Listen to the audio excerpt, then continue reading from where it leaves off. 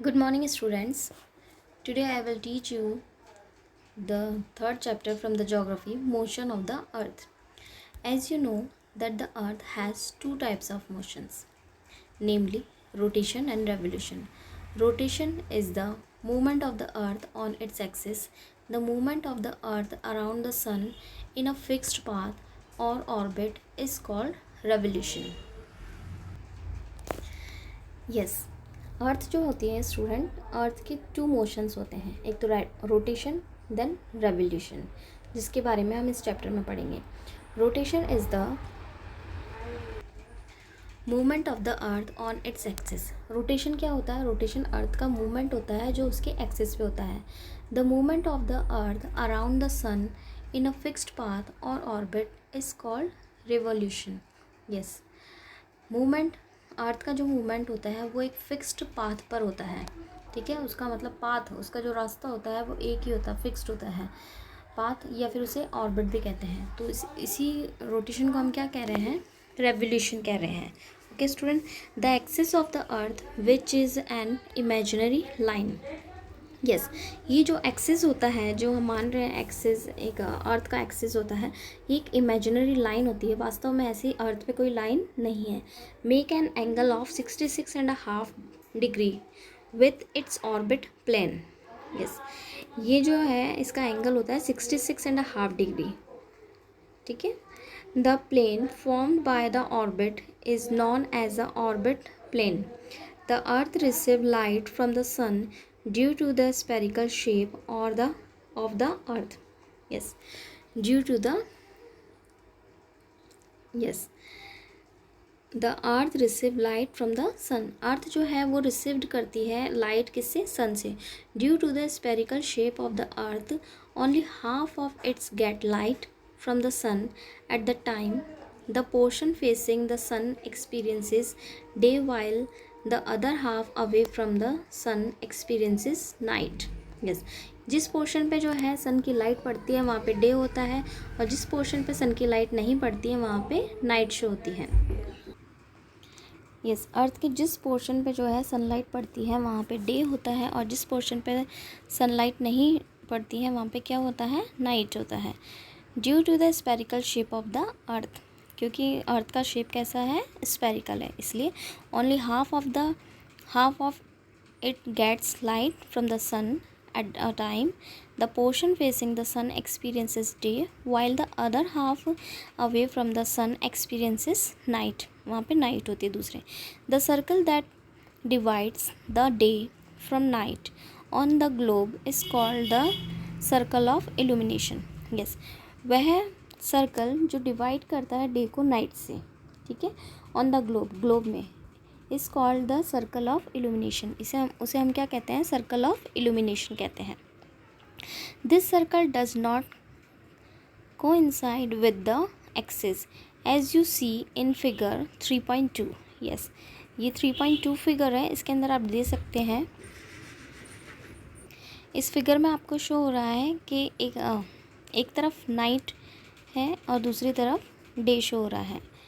Circle of illumination show कर रहा है ये हमें। ठीक है, north pole and south pole आपको दिख ही रहा है इस पर एक्सिस के, एंड इक्वेटर जो मिड में से जा रही है। ये डे एंड नाइट का डायग्राम है अर्थ रोटेशंस का। जिस साइड से सनलाइट जहाँ पे पड़ रही है उस पोर्शन पे डे है, और जहाँ पे सनलाइट नहीं पड़ रही है वहाँ पे नाइट शो हो रहा है। Okay students, yes, figure 3.2, the earth takes about 24 hours to complete one rotations. Yes, earth को जो है पूरा एक चक्कर लगाने में, ठीक है, एक चक्कर लगाने में कितना टाइम लगता है? 24 आवर्स लगते हैं, यानी 1 day only. Okay, one rotation, एक रोटेशन करने में राउंड इट्स एक्सिस, अपनी एक्सिस पे चक्कर लगाती है वो। Okay, the period of rotation is known as the earth day. ये जो पीरियड होता है इसके रोटेशन का, उसको हम किस नाम से जानते हैं? Earth day. This is the daily motion of the earth. ये क्या है? ये डेली मोशंस है किसका? अर्थ का। ओके स्टूडेंट्स, तो ये चीज़ आपको समझ में आई। मोशन ऑफ द अर्थ हमने अभी पढ़ा। तो रोटेशन क्या होता है?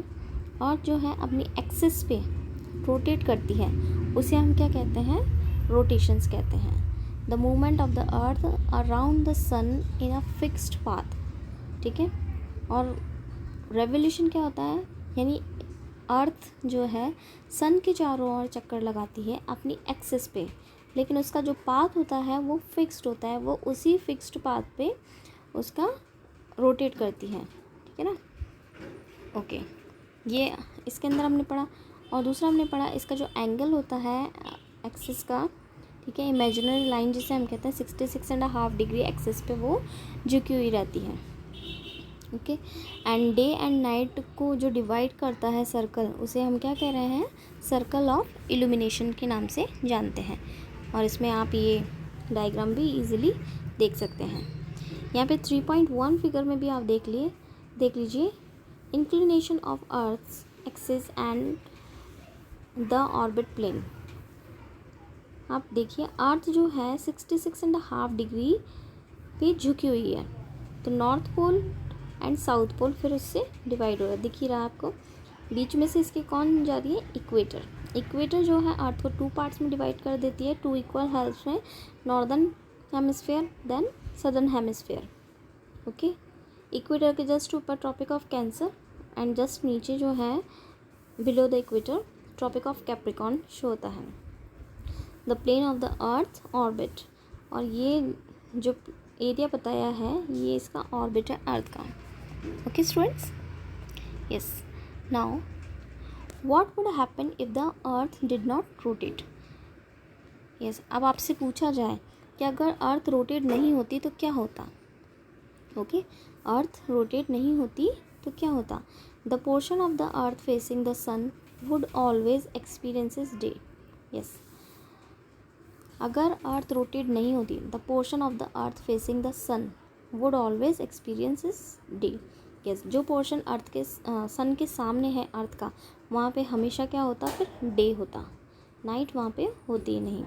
मतलब इट मीन्स यदि आप ऐसे एरिया में रह रहे हैं जहाँ पे सन अर्थ का साइड जो है सन की तरफ है, तो वहाँ पे डे रहेगा हमेशा, तो नाइट होगी नहीं। मतलब आप हमेशा ही स्कूल जाएंगे, वर्क करेंगे, हम नाइट क्यों स्पेंड करते हैं, रेस्ट के लिए, फॉर रेस्ट, ठीक है। लेकिन फिर डे रहेगा तो हम कंटिन्यूसली क्या करेंगे, वर्क करेंगे। Thus bringing continuous warmth to the region, और जहाँ पे कंटिन्यू डे होगा वहाँ पे क्या होगा, फिर वार्मनेस होगी, वहाँ पे वो क्षेत्र जो है कैसा होगा, गर्म होगा। The other half would remain in darkness, लेकिन जिस पोर्शन पे सनलाइट नहीं पड़ रही है वहाँ पे क्या होगा, फिर वहाँ पे डार्कनेस होगी, अंधेरा होगा। And be freezing cold all the time, और वह क्षेत्र जहाँ पे सनलाइट ही बिल्कुल भी नहीं आ रही है, और अर्थ के जिस पोर्शन पे मतलब डे मतलब सनलाइट नहीं पड़ रही है वहाँ पे क्या होगा, नाइट होगी, ऑब्वियसली वहाँ पे नाइट होगी, और वो एरिया कैसा होगा, कूल होगा, freezing cold all the time, हमेशा वह ठंडा रहेगा। Life would not have been possible in such extreme condition, और इस कंडीशन में हमारी लाइफ कैसी होगी, बहुत ही एक्सट्रीम कंडीशन होगी। मतलब हम वहाँ पे जी नहीं सकते ऐसी लाइफ, क्योंकि हमें क्या चाहिए, डे एंड नाइट दोनों हमारे लिए इम्पॉर्टेंट है। जहाँ डे इम्पॉर्टेंट है वहाँ पे नाइट भी हमारे लिए बहुत इम्पॉर्टेंट है, क्योंकि हम लोग हैबिचुअल हो चुके हैं। हम ऐसे रह ही नहीं सकते कि ऑल द टाइम डे हो, ठीक है, and all the time night हो, ऐसे हम नहीं रह सकते। ओके, अगर क्या अर्थ रोटेट नहीं होती है तो ये सिचुएशन आ जाएगी, इसलिए अर्थ का रोटेट होना भी ज़रूरी है।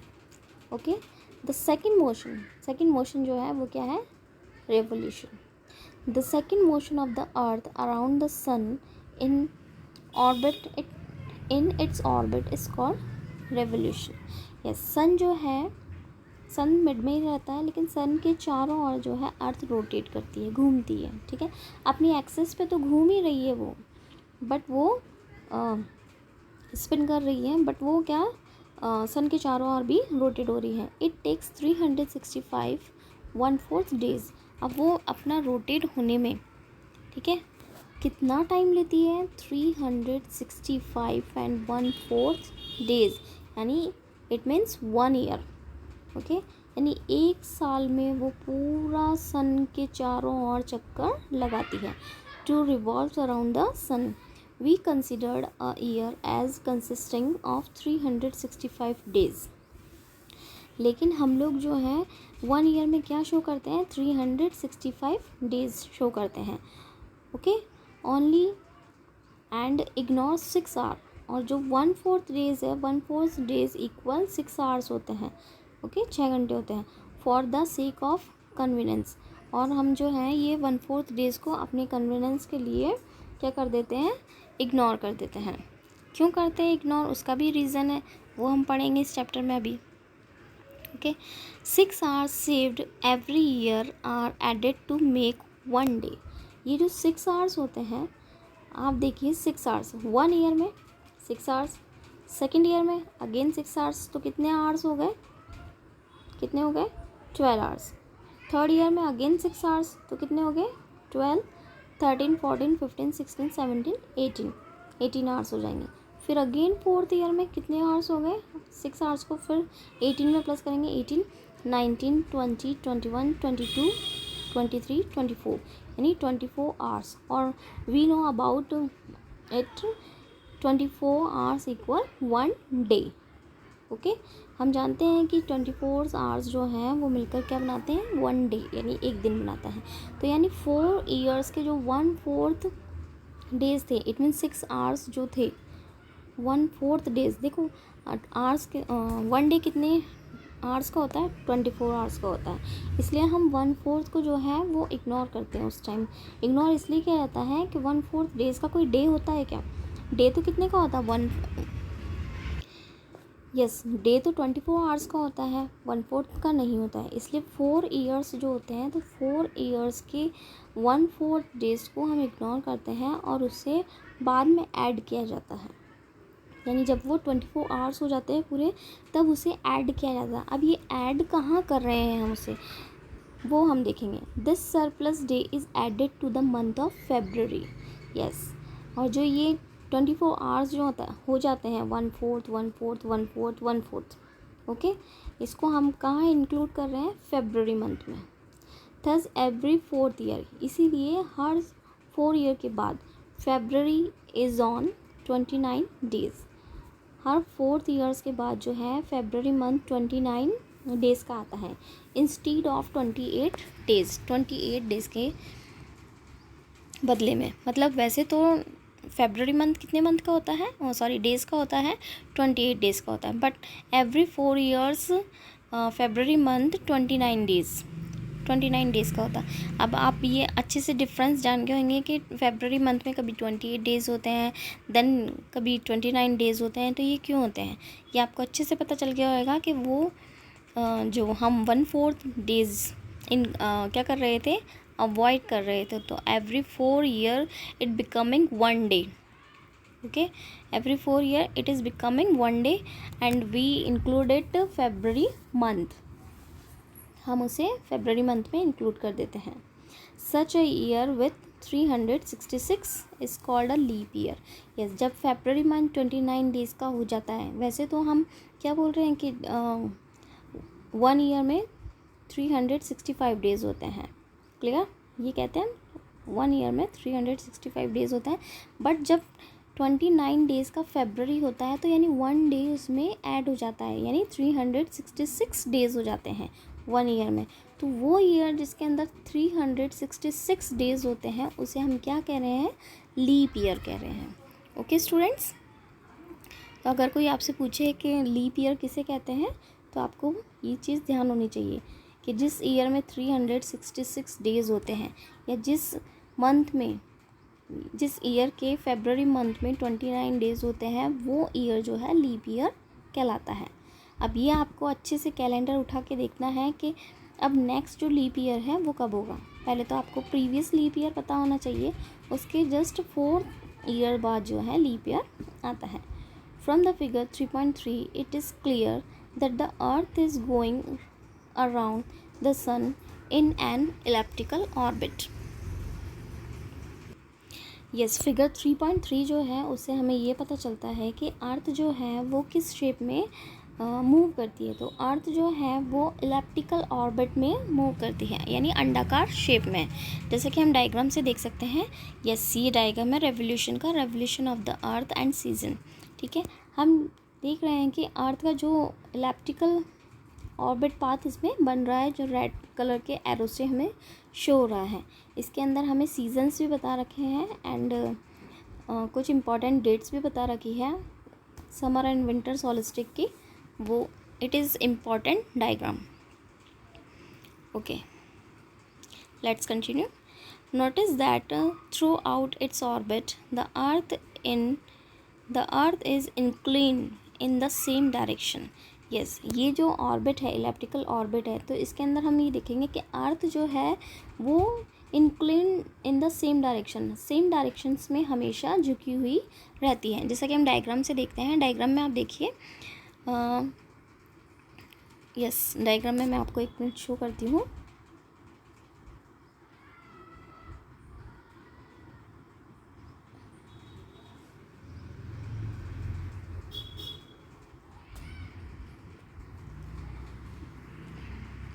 ओके, देखिए डायग्राम में ये अर्थ है पूरी, और अर्थ जो है इस तरीके से यूँ झुकी हुई है।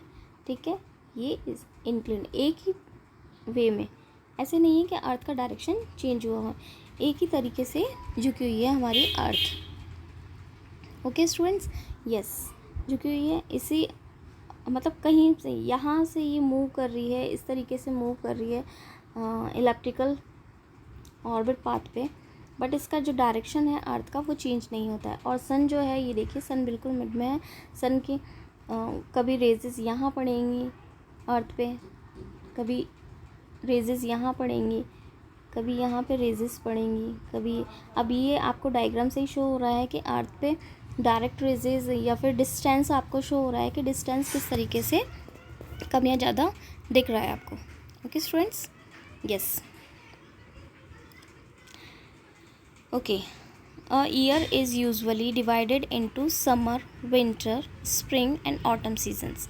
Yes, जो ईयर है, जो साल है, वो किस में डिवाइड होता है?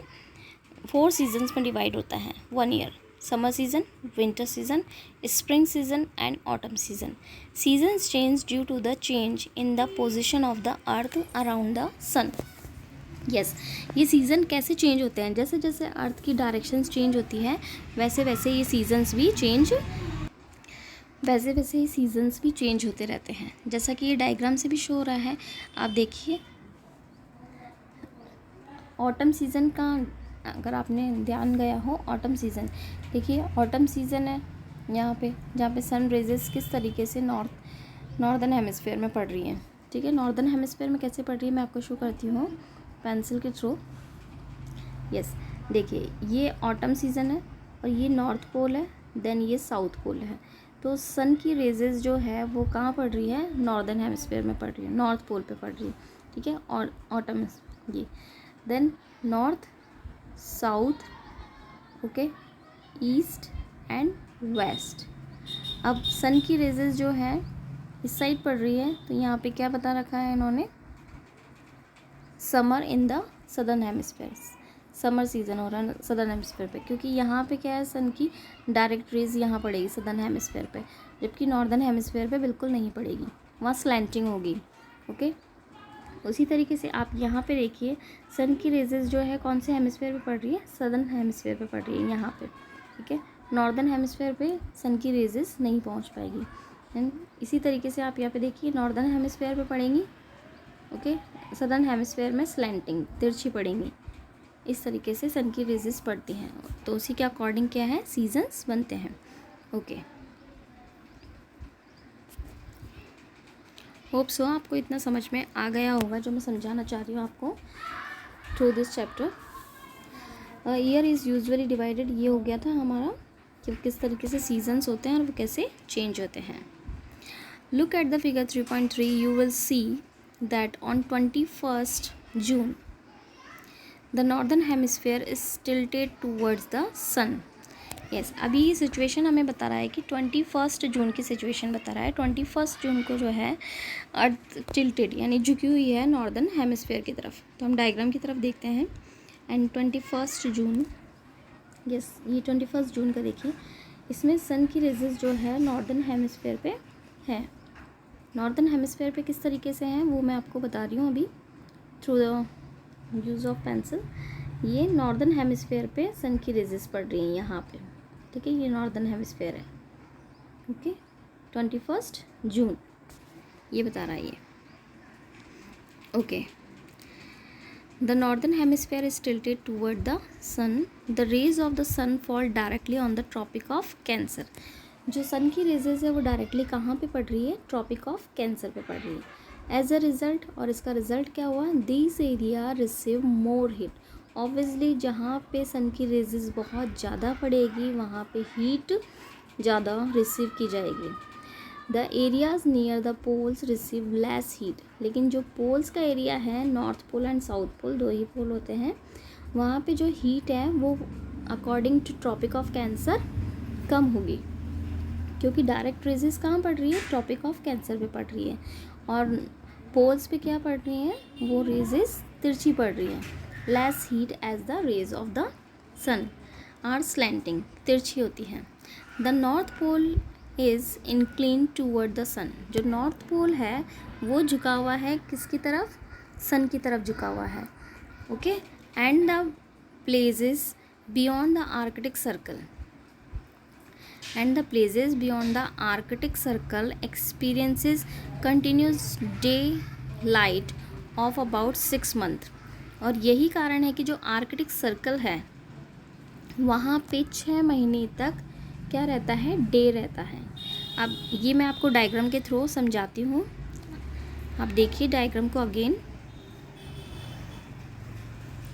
यस, अभी हमें सिचुएशन क्या बता रहा है? ये 21 जून की बता रहा है। 21 जून आप देखिए, ये इक्वेटर है, ओके, जहाँ पे मैंने डॉट लगाया है इक्वेटर।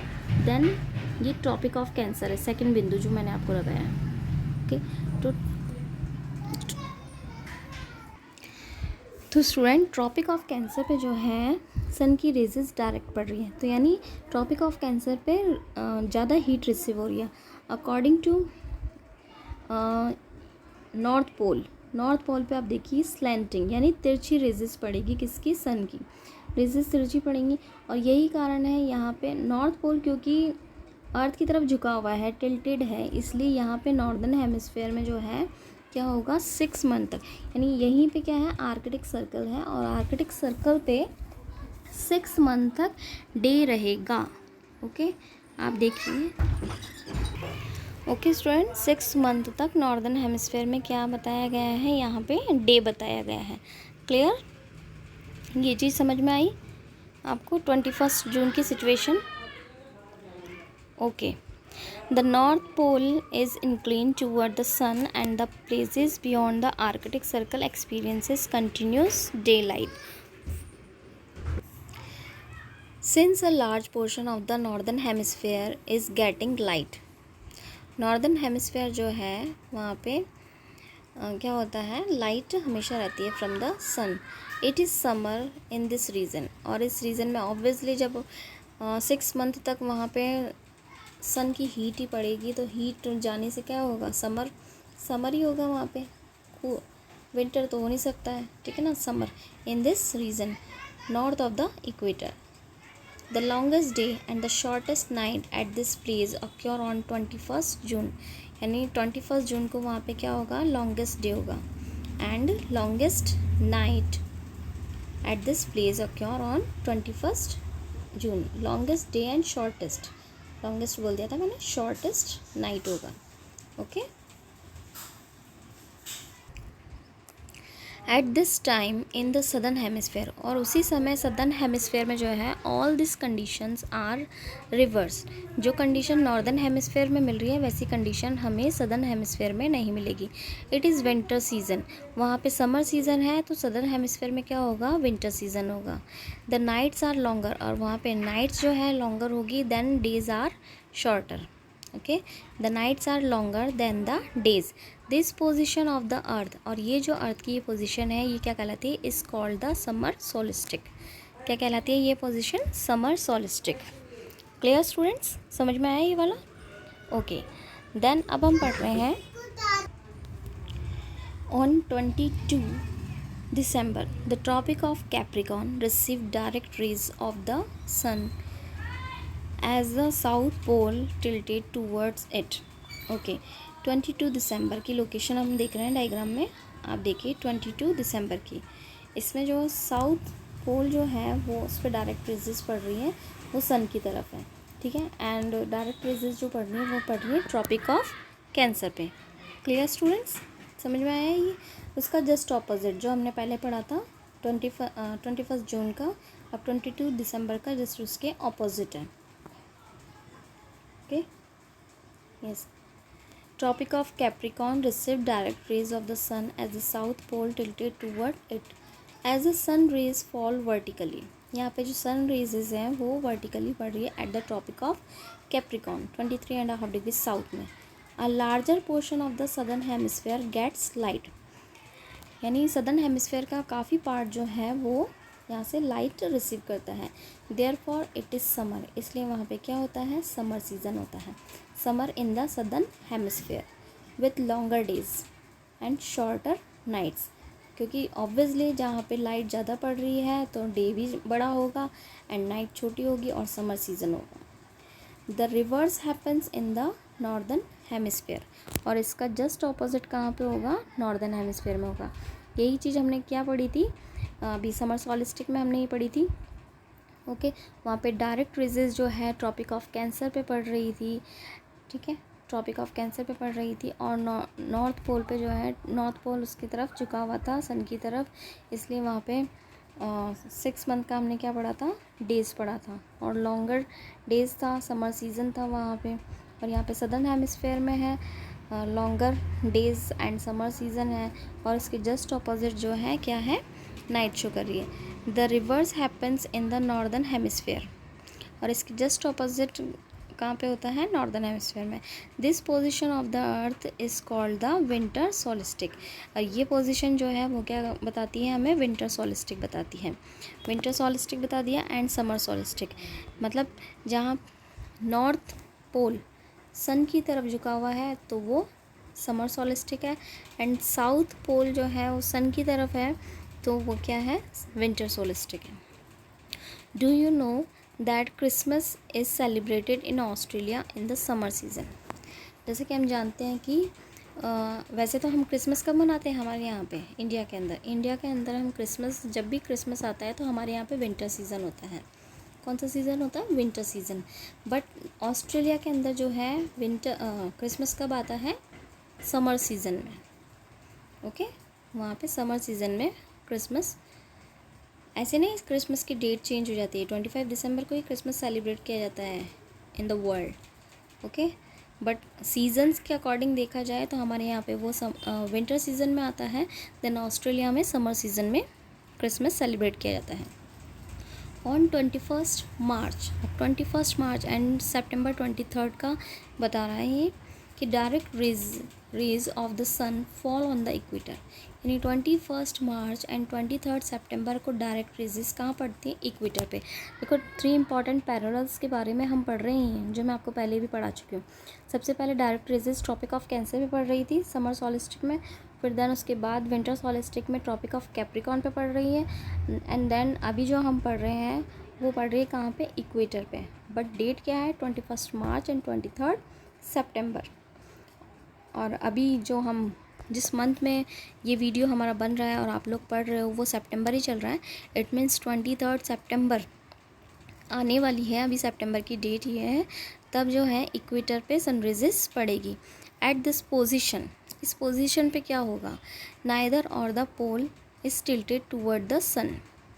ठीक है, मतलब ये सन की तरफ झुका नहीं रहेगा उस टाइम, कोई सा भी पोल, मतलब ना तो नॉर्थ पोल होगा और ना ही साउथ पोल होगा. देख लेंगे हम डायग्राम में, डायग्राम के थ्रू भी आप देख लीजिए. यस आप देखिए ये दोनों पोल जो हैं इसकी तरफ शो हो रहे हैं हमें. अगर हम 21 मार्च का ऊपर की तरफ देखें तो साउथ पोल आ रहा है, देन हम 23 सितंबर वाला देखें तो क्या आ रहा है, नॉर्थ पोल आ रहा है. यानी दोनों ही पोल जो है सन की डायरेक्शन में है. इट मीन्स इक्वेटर बताया गया है इसमें कि इक्वेटर पे सनराइजेस डायरेक्ट पड़ रही हैं. Okay Yes, the sun fall on the equator. At this position, neither of the poles is tilted towards the sun. यानी दोनों ही पोल जो हैं वो सन के तरफ झुके हुए होते हैं. The whole earth experiences equal, ठीक है, डेज एंड इक्वल नाइट्स. इस टाइम जो है equal days and equals night होती है होल अर्थ, पूरे अर्थ पे, ठीक है.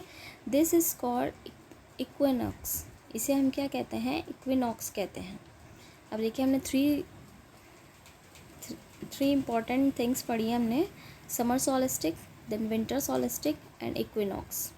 ये आपको समझ में आ गई. इक्विनॉक्स कौन सी डेट को होता है? 21 मार्च एंड 23 सितंबर. देन विंटर सोलिस्टिक हमने 22 दिसंबर पढ़ा है एंड 21 जून को हमने पढ़ा है क्या? समर सोलिस्टिक.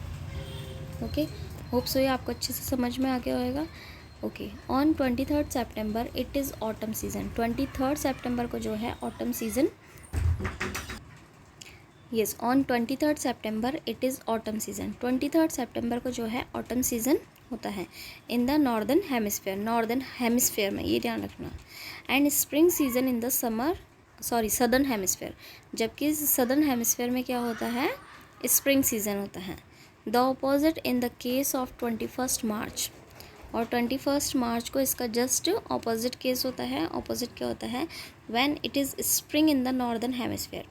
देखिए यहाँ पे हम पढ़ रहे हैं कि नॉर्दर्न हेमिस्फेयर में क्या है? स्प्रिंग सीजन है एंड नॉर्दर्न हेमिस्फेयर में ऑटम सीजन है एंड सदर्न हेमिस्फेयर में स्प्रिंग सीजन है. ओके, बट 21 मार्च को जो है नॉर्दर्न हेमिस्फेयर में स्प्रिंग सीजन है and autumn in the southern hemisphere में ऑटम सीजन है. Thus you find that there are days and nights and changes in the season because of the rotation and revolution of the earth respectively. yes, इस chapter से हमें यही पता चला है कि रोटेशन एंड रेवोल्यूशन से क्या होता है. रोटेशन से जो है डे एंड नाइट्स बनते हैं and changes in the season. Revolution से जो है सीजन्स बनते हैं, चेंज होते हैं seasons because of the rotation and revolution. Rotation से day and night and revolution से सीजन्स. होप सो स्टूडेंट्स ये चैप्टर आपको अच्छे से समझ में आया होगा. अब ये कुछ क्वेश्चन आंसर जो हैं हमारी बुक में है. मैं क्वेश्चन आंसर आपको पढ़ के बता रही हूँ. आपको अगर चैप्टर समझ में आ गया है तो ये ऑब्वियसली बहुत ईजी लगेंगे. What is the angle inclination of the earth axis with its orbital planes. ठीक है, आपको इसमें समझना है. ओके, कि क्या आएगा आंसर. मुझे तो पता है बट आपके दिमाग में वो आंसर आया है या नहीं. डिफाइन रोटेशन एंड रेवोल्यूशन को आपको डिफाइन करना है. Third question, what is a leap year. Leap year बताना है आपको. लीप ईयर क्या होता है. फिर differentiate between the summer and winter solstice and summer solstice में आपको अंतर बताना है. व्हाट इज़ एन इक्वेनिक्स आपको बताना है.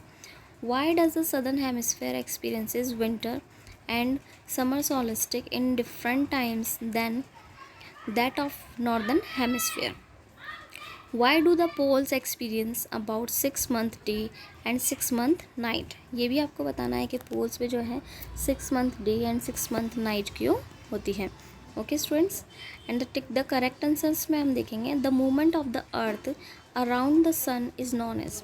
यस, जो अर्थ का मूवमेंट है जो सन के चारों ओर होता है, the movement of the earth around the sun, उसे हम क्या कहते हैं. रोटेशन, रेवोल्यूशन या इंक्लिनेशंस. यस, उसे हम क्या कहते हैं. रेवोल्यूशन कहते हैं. Direct rays of the sun fall on the equator पे डायरेक्ट रेजेस कब पड़ती हैं. यस, कब जो है इक्वेटर पे डायरेक्ट रेजेस पड़ती हैं. तो हमने कब पढ़ा है कि इक्वेटर पे डायरेक्ट रेजेस कब पड़ती हैं.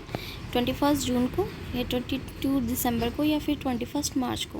तो हमने पढ़ा था 21 March. Christmas is celebrated in summer season में क्रिसमस कहाँ पे सेलिब्रेट किया जाता है. तो हमने अभी पढ़ा है ऑस्ट्रेलिया में. Cycle of the season is cause due two seasons का साइकिल जो बनता है वो किसके कारण बनता है. रोटेशन से, रेवोल्यूशन से या ग्रेविटेशन से. तो हमने क्या पढ़ा उसके लिए. रेवोल्यूशन से सीजन्स बनते हैं. Okay, clear. Then fill in the blanks. Fill in the blanks. A leap year has dash number of days. Leap year में कितने डेज होते हैं? ईजी है, 366 days.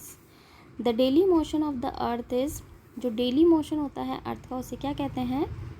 Rotation. Yes. The earth travels around the sun in dash orbit. Yes, the earth travels around the sun in dash orbit।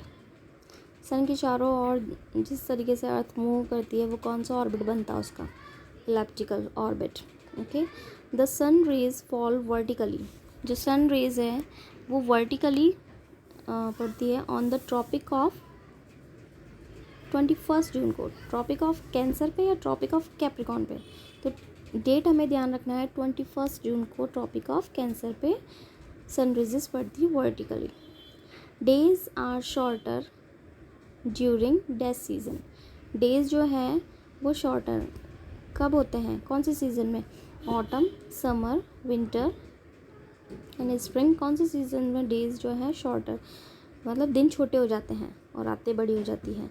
तो वह हम अच्छे से जानते हैं in winter season. Winter seasons में जो है डेज छोटे हो जाते हैं और रातें बड़ी हो जाती हैं।